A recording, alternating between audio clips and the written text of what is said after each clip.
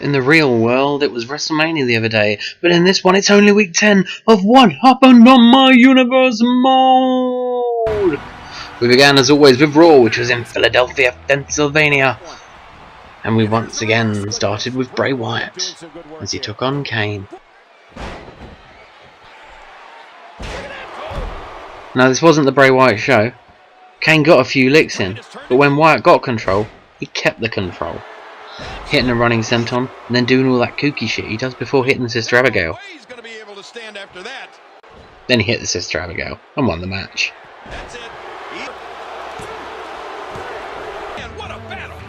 One person who wasn't on week 9 was Daniel Bryan, but he is on this week and he's facing R-Truth, his very good friend, who helped him in his feud with Randy Orton, or attacked him, or helped him. I kind of lost track after a while. Friend or foe, Daniel Bryan dominated this match, only giving R-Truth a few chances to hit moves. He finished it with the running knee, and took the win, and then yesed about a bit. Speaking of dominant performances, last week AJ Lee destroyed Brie Bella in an Extreme Rules match. The two had yet another rematch this week in a generic singles match. The result, however, was the same, with AJ Lee getting the win with the Shining Wizard.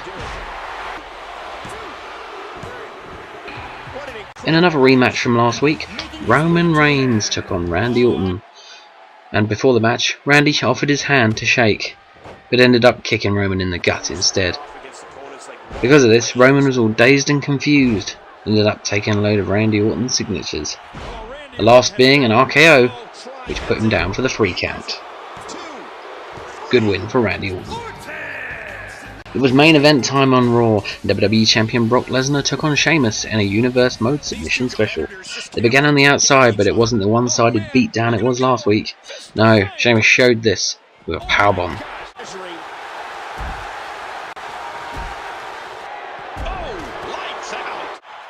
The pair traded power moves on the outside before eventually getting into the ring, but when they did, Brock took Sheamus to Suplex City.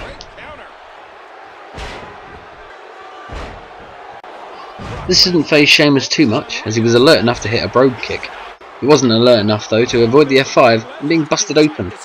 Brock put him in a Brock lock, but it wasn't enough, as Sheamus locked in this move to take the win and go out of Raw on a high.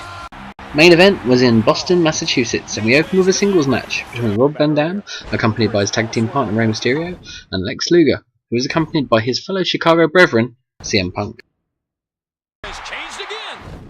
The match was relatively even, but when they went on the outside, CM Punk interjected himself, allowing Luger to get an advantage. When they went outside a second time, Luger would get back in and hit a piledriver for the victory. Next on main event, tag team action, and the tag team champions Sting and the Ultimate Warrior took on Kevin Nash and Mr. Perfect, and it was an even contest. Not the usual Ultimate Warrior and Sting jobber smash. As I stated, this was an even contest. There was no significant advantage, but it all kicked off once Sting had put on the Scorpion Deathlock. All 4 men were in the ring, and Ultimate Warrior put a back suplex onto Mr. Perfect. By the time he woke up, Sting knocked him back down, and by the time he woke up again, he was getting disqualified. Weird.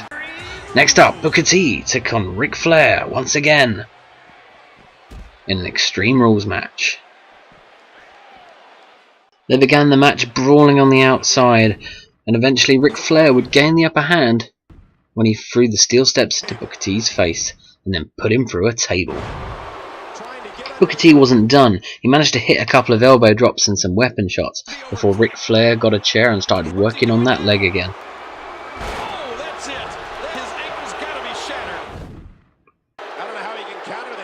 Once the figure 4 leg lock was locked in, it was all over and Booker T would tap once again.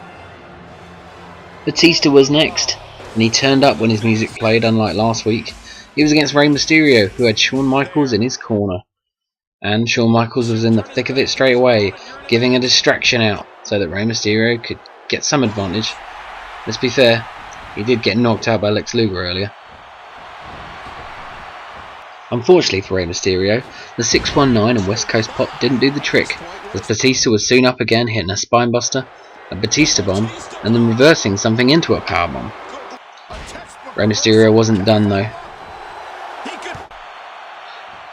An arm drag and a moonsault, and he was back into it, but he left himself open for a spear, and Batista would take the win. Now for main event. It was Triple H v Chris Jericho for the WWE title on main event. But it was a ruse. Triple H rammed Chris Jericho into the steel steps a couple of times before whacking him with a sledgehammer and getting intentionally disqualified. Now, the future was in TNA Town, Orlando, Florida, for NXT, and we started with another NXT title tournament quarterfinal as Bull Dempsey took on Sami Zayn. These two had a cracker of a match, back and forth, but once the Blue Thunder Driver and Helluva Kick were hit, Sami Zayn found himself in the semi-finals of the title tournament. Now, time for my match of the week. Tyson Kidd and Titus O'Neil taking on Captain America and apparently Spider-Man, but he looks more like some kid in a Spider-Man costume. Now we say this is a tag match, but essentially it was a handicap match as Captain America found himself stuck in the ring with both Titus O'Neil and Tyson Kidd. He wasn't completely beaten though, getting a few big moves in like the American Suplex and other things. After Tyson Kidd hit the blockbuster, Spider-Man would eventually get in the ring, but it turns out he sucked because he was just a kid in a Spider-Man costume, and Titus O'Neil hit the Clash of the Titus for the win as they continued to beat everyone. Next up, Corey Graves took on Brian Kendrick, and Brian Kendrick had Tim Weiser in his corner. But would he get involved? Short answer, no. But by the end of the match, his mere presence was enough to distract Corey Graves, who ended up losing after a variation on the sliced bread.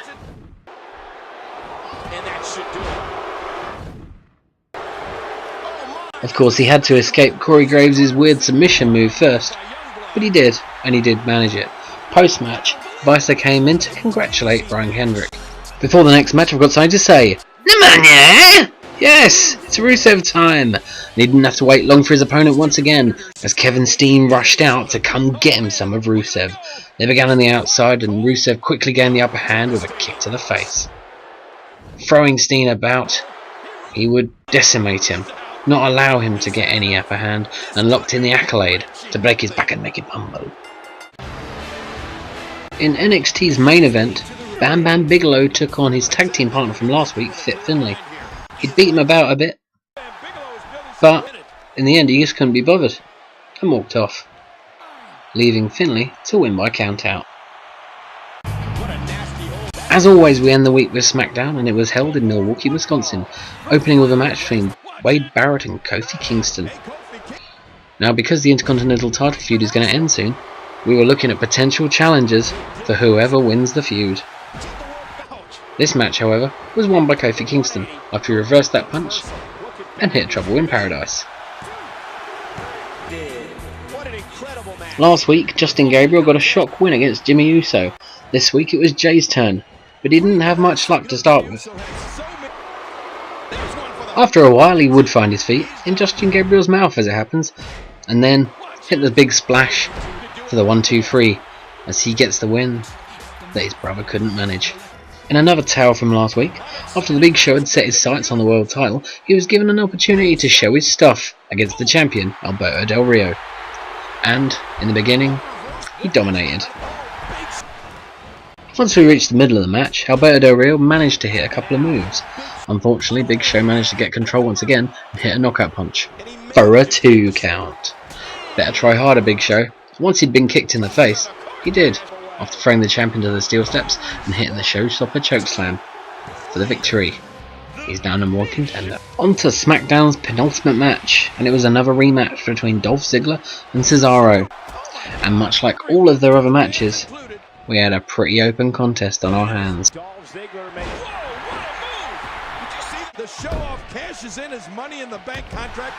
The beginning of the end was when Cesaro managed to roll out to the outside and attack Dolph Ziggler out there.